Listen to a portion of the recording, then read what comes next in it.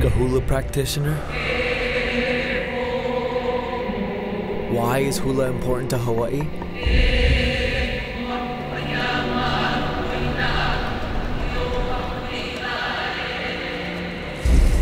They won't bat an eye before answering your question as bluntly as humanly possible. Hula is Hawaii.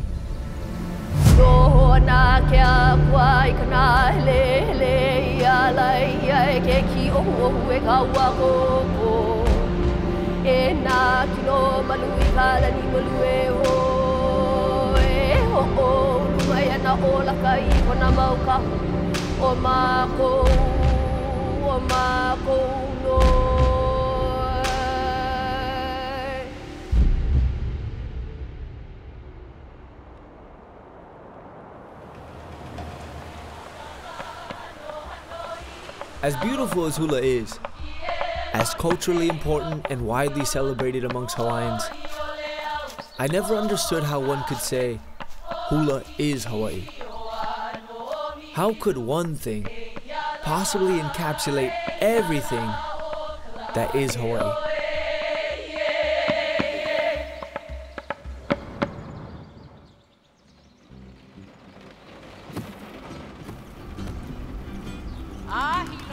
Hilo is a sleepy, rainy town on the island of Hawaii. It has an intense dedication to hula and is home to Kuha'o Zane. Kuha'o is a very successful clothing designer who grew up in the Kanaka-Ole family. So hula and everything related to hula pretty much runs through his veins. And when I came along with my many questions about hula and how it is Hawaii, he Mr. Miyagi'd me, avoided my questions entirely, and insisted we head out into the forest to make lei. He said we all have this thing called green wall disease. Whenever you're driving, you're moving at your speed of life, you're thinking about every other thing, and all the plants that you see on the side of the road are just green wall. Everything's just a green wall. And you really don't know the detail of what's in that green wall.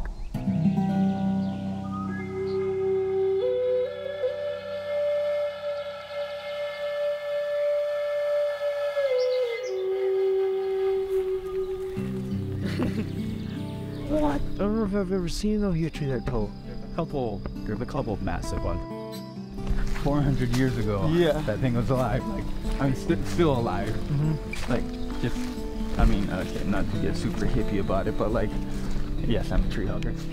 Just imagining some of these trees and just like the size of them, the lifetimes that they've been through. Yeah, it's just so crazy. We'll be picking palapalai today, and then that will take back to the halau and then be able to make a lei.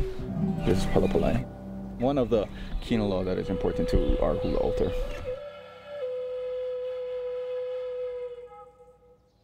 It's a chant to be able to state your request of what you're coming here for and to ask permission to be able to come and pick.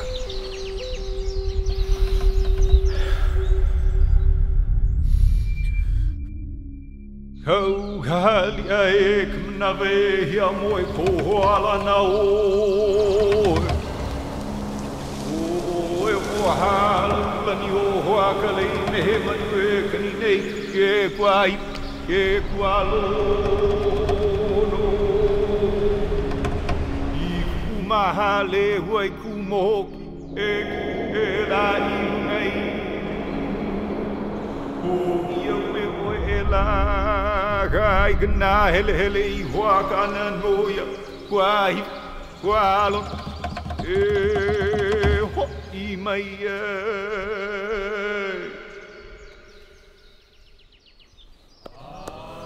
Good to go. beautiful voice. Why, thank you. I think doing that chant is a part of that protocol to restate that you're only this minuscule part of this cycle that's happening here, you know? But you want to look for that green consistency all the way through, and then even for over here. This is a little yellow, but it's still workable. You break it one time that way, other time that way. Okay. Maybe like pick 15? 15. 15. Can I keep this one? Yeah. 14. feel like I'm gonna pick the wrong one. Yeah, I think that's too yellow. Wait, or is that the back side? Now they all look yellow. You're like 10 already. I'm switching spots. It's very small, minute details so that you can pick the right palapalai so that you can make your lei. But I think the larger macro view of it is you have this intimate understanding of your forest and how to survive within it. It seems a big part of hula is this kind of stuff. Would you say that being a good hula dancer has anything to do with your connection to Aina? I would imagine that, yeah, each of these small little minute details that you understand as a practitioner, as a lay maker, or as a hula dancer, all of that literally gets exuded from you as you dance hula.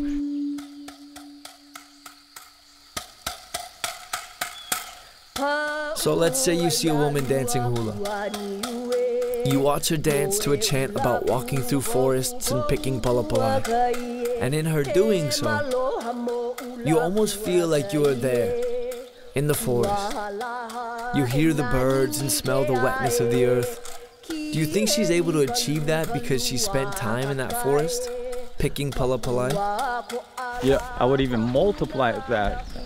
And I would say that it's not only just her lifetime of inflection within her dance, it's also the generations that are still embedded within her DNA that is adding to that presence or that inflection that she would have.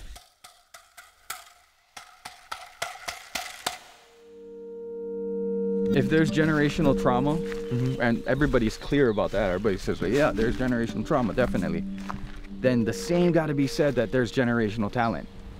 I'm just laying it all three like that on each other, like that. Not like braiding tight, Okay. kind of like just guiding it. Okay. Yeah. Braiding over, simple enough. There was a time in Hawaii when hula was made illegal. And if it weren't for a few brave and dedicated Kanaka Maoli who secretly kept the practice alive, it would have been lost forever. Kuha'o's great-great-grandmother, Mary Kanale Kekauewa, despite being very young at the time, was one of those brave Kanaka. It started off for Mary at birth, and she was taken into hula kapu. In hula kapu, you basically learn not only just the choreography of hula, but you learn all of these associated arts around hula.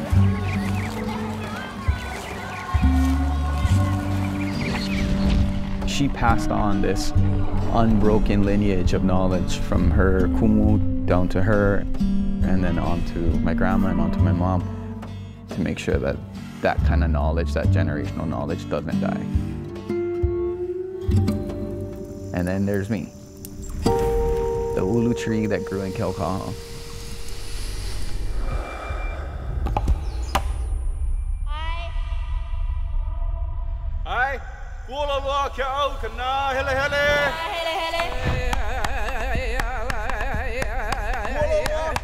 You have your own brain, you have your own mind, and you have your own memory.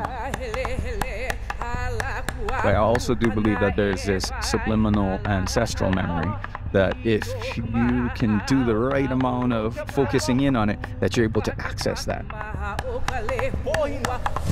It's beyond just flow. It's like generational flow.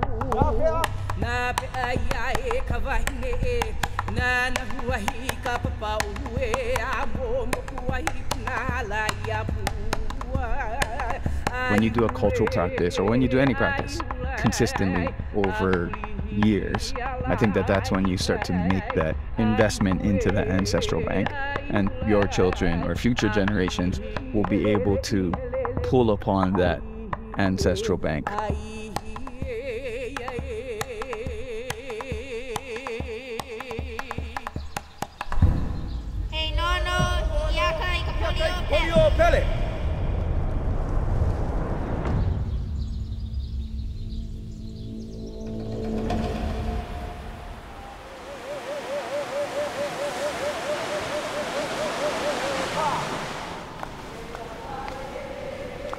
Beginning to understand hula as a tool that's used to transfer knowledge from generation to generation.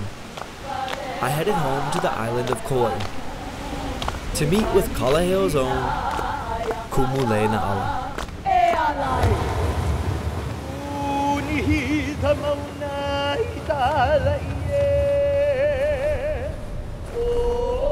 To be considered a kumu hula reflects a lifetime of dedication. And just like Mary Kanaile Kekauewa played a critical role in keeping hula alive in the past, people like Kumule Na'ala keep hula alive today.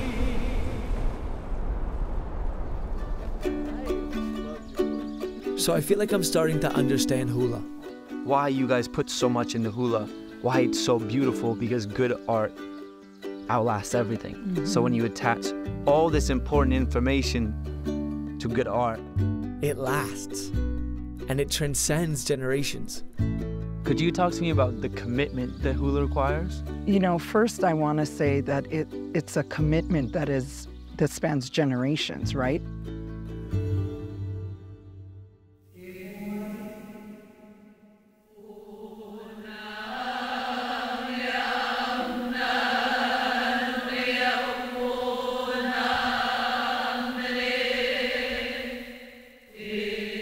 I feel like everything we do has to be done at a high level of perfection because, you know, our ancestors, our kupuna, deserve no less.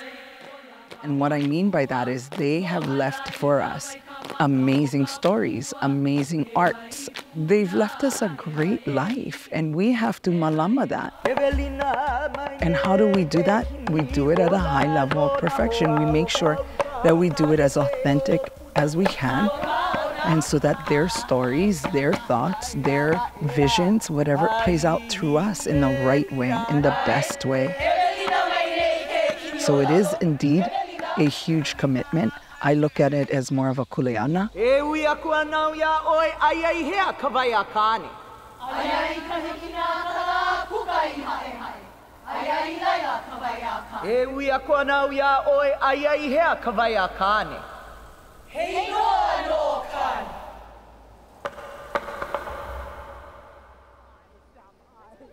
In order to carry the weight of these stories, you spoke of becoming a good vessel.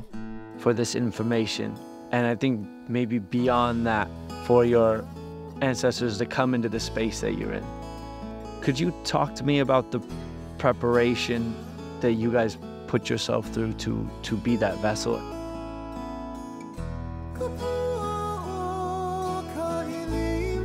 We become the vessels to deliver this mele, to be very, very clear in mind, heart, and soul, so that when we deliver, it is just that story that is coming through. The hi'uvai is part of that cleansing tradition that we do in our halau.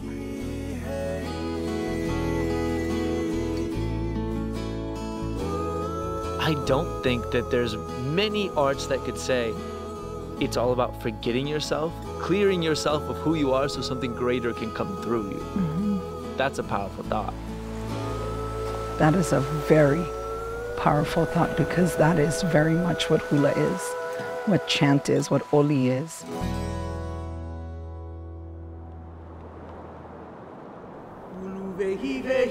When hula is done in a effective and very powerful manner, you not only can take yourself to that space, you can take those who are in your presence there as well.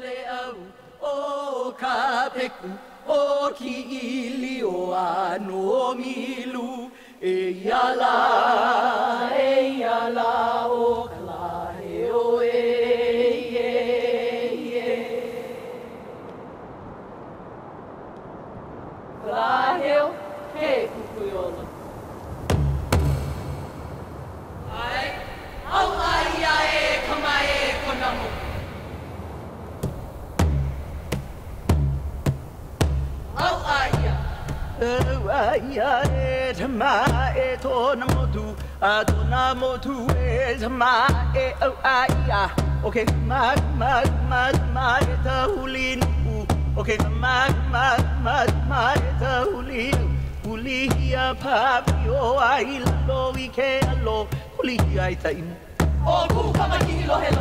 Aota na na ia hiki o hula hula kaia kali.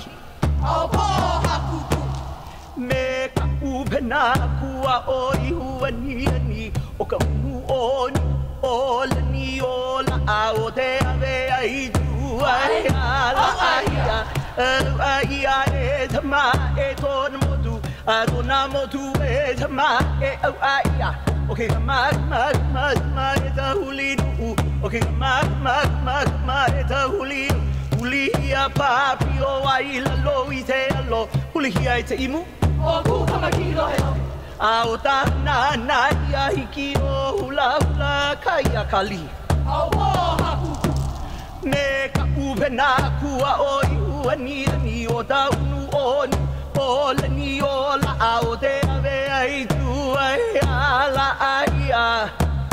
Na ia me ka honua o ka mo.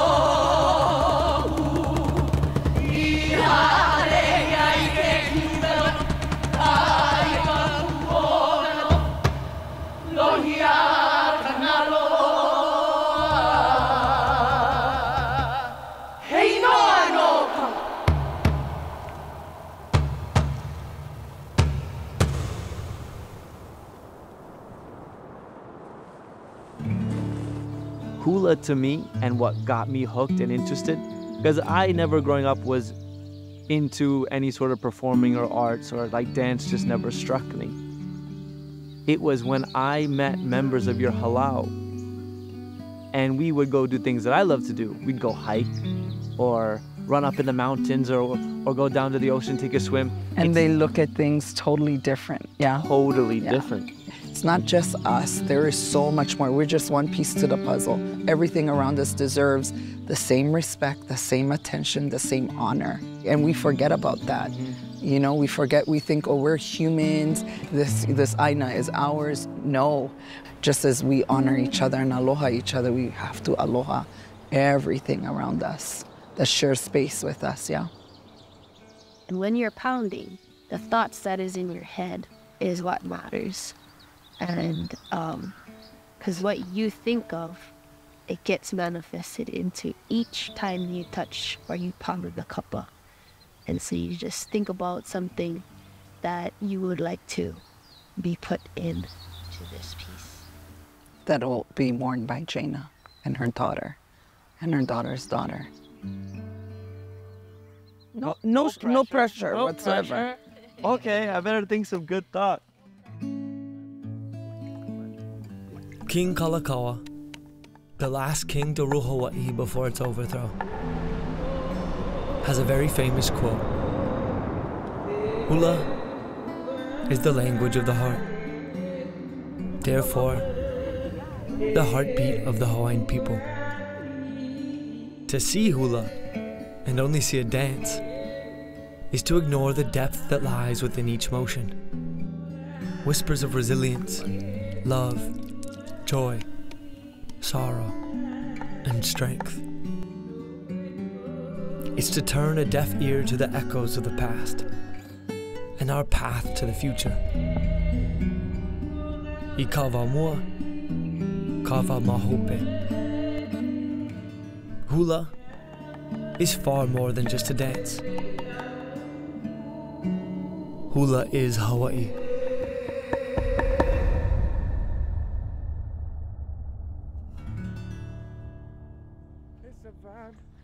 It's a vibe. Oh, what the? Ulu, ulu, ulu.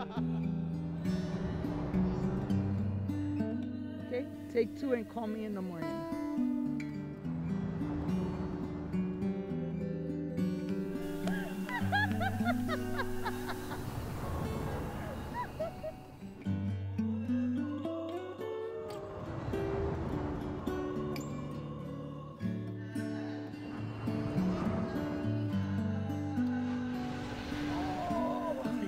Don't have to do that again.